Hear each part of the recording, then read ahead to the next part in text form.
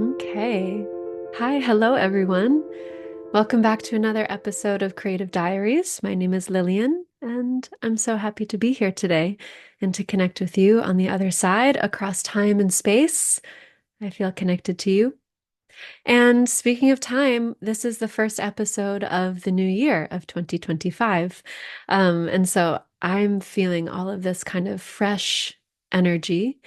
I hope you are too. And I hope that the way that you sort of traveled through the portal from 2024 to 2025 was something nourishing and cleansing and rejuvenating.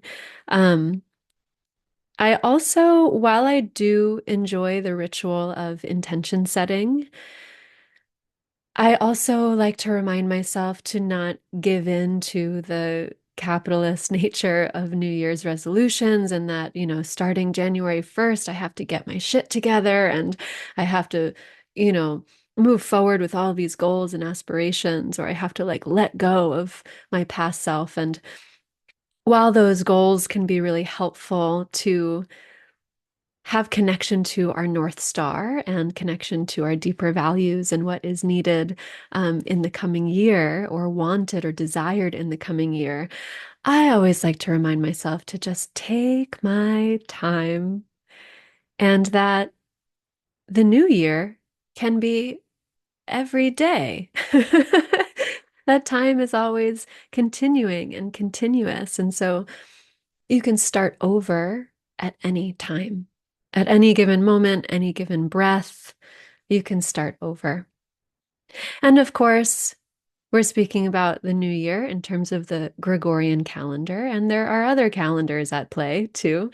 Um, in the springtime, there's another new year, another renewal, another spring awakening come Aries season. So this I regard to be the real New Year's. And so another way I orient this time basically to quarter one, right? January through the end of March. That actually, like, there's a good whole 3 months to be able to like reorient and reassess and move slowly into this process of engaging with the change that we want to make. So we don't have to move so hard and so fast. But I do like to play with this dynamic of time and this and the way that change happens and the way that change happens in its own rhythm and its own timing and the way that we can engage with it, right? We can dance with the change. We can sort of influence the change and the pacing, and the change will have its own pacing and rhythm of its own. So I like to hold the possibility that change can happen really fast in an instant. And also that change can happen really slow. And by holding the possibility for all of those things and for holding the curiosity and awareness of just observation, like, ooh, like what is the movement of this? What is the movement of this change that I'm in right now? And how can I best kind of flow with it and engage with it and be with it? So these are the things I'm thinking about as we embark in a new year, into a new year. And I had the great honor and privilege to spend the first week of the new year in Costa Rica, in Santa Teresa, Costa Rica. And I lived there in 2023 for about 2 months. At the end of 2023, I kind of stationed myself there after a bit of travel. And this was the first time that I returned and I went back to that very place. And I was invited to participate and witness and be there for a dear friend of mine. She was having a sacred union ceremony with her beloved. And it was just such a beautiful way to return. And I feel so grateful for that friendship with her and to be in the presence of such a beautiful ceremony, really intentional, really creative, ceremony of sacred union. And also, on a more personal level, just to return to a place that I had been before, return to a place that I had lived not so long ago, just a little over a year ago. And I will say I had some anticipation around going.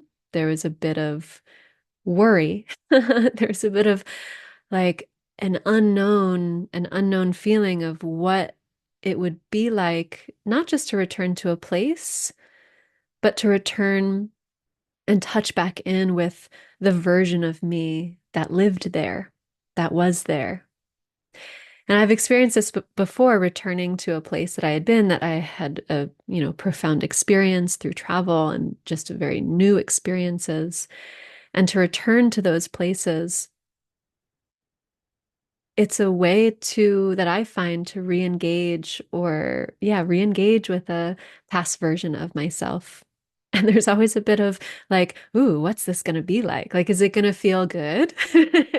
Is it going to feel good? Is it going to feel okay? Is it going to bring back all of the pain and suffering I was going through then? Is it going to bring back all of the joy and ecstasy I was going through then, right? Like, what flavors am I going to find when I return to a place that I had once been?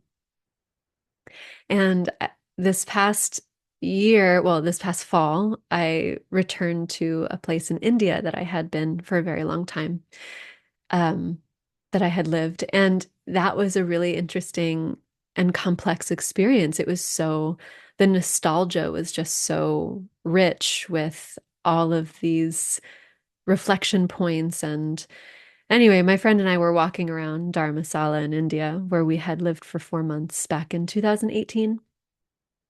And and thank God I was with her. It was really grounding to be with her. Um, and we were just laughing the whole time, amidst all of these deeper feelings, but laughing about it and sort of like looking around and being like, "Hey, do you see us? That's the past version of us walking down the street." And we would kind of observe how we were feeling in our bodies now. We're like, "Whoa, like our bodies are completely different. Like I am in a different energy than I was back then." Anyway, so there was some anticipation in going back to Costa Rica and experiencing myself. And to my delight and to my surprise, it was a really heart-opening experience. Um, and not so much ache that I was sort of worried about. Um, but I felt really connected to the land there, felt connected to the community. The first day, I went to the beach and I put my feet in the ocean, and I just started sobbing immediately. And I can express my emotions. I am an emotional person, but there was something quite surprising at like how quickly such a big wave of emotion came over me. And it was beautiful. It was beautiful. It felt like a reuniting. I was like, "Oh, the ocean, she remembers me and I remember her." It was like, yeah, I felt like we were returning to one another. And actually, right before I hit record, I pulled an oracle card from the Oracle of Oddities deck, second edition, and I pulled the Union card.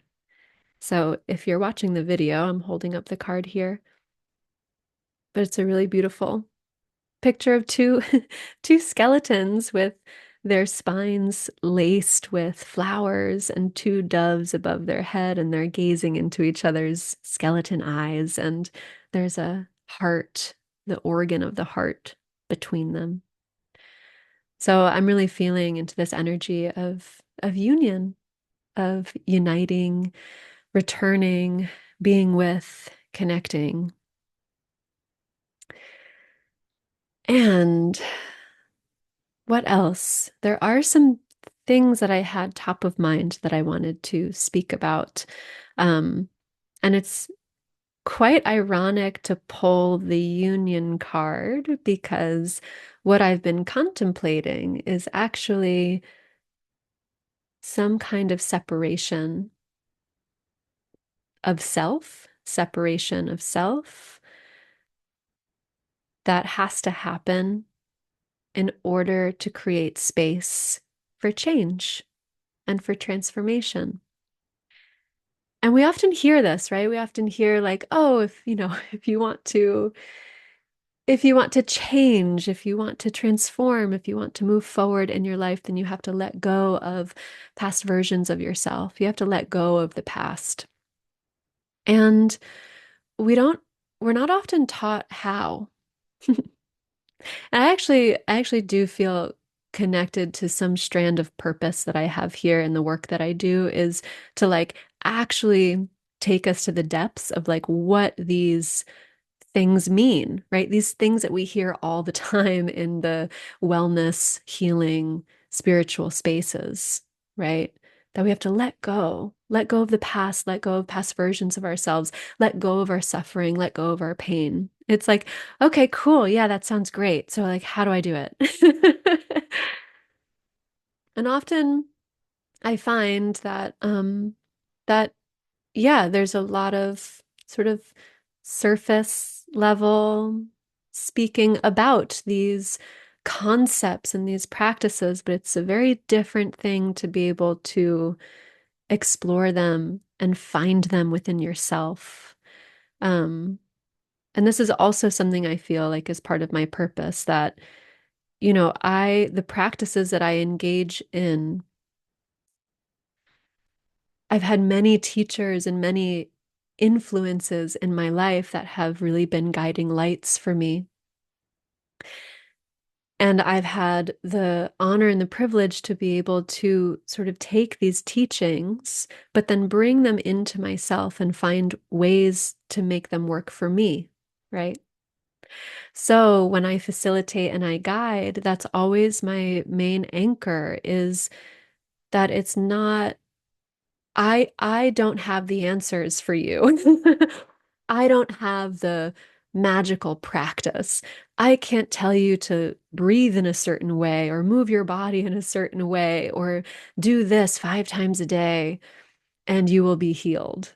That doesn't belong to me. It belongs to you. The way that the way that all of us come into our healing belongs to us. Healing means returning to wholeness. No one else can do that for you. So, where am I going with this? I guess that was just my intention setting um, to anchor into me sharing with you my experience and also encourage you to take whatever inspires you to try things on, but don't take my word for it because what works for me might not work for you. But if we're engaging in this change work and we're attempting to let go, here I am. I return back to the thread. I'm talking about letting go. Letting go. The way that I've discovered to be in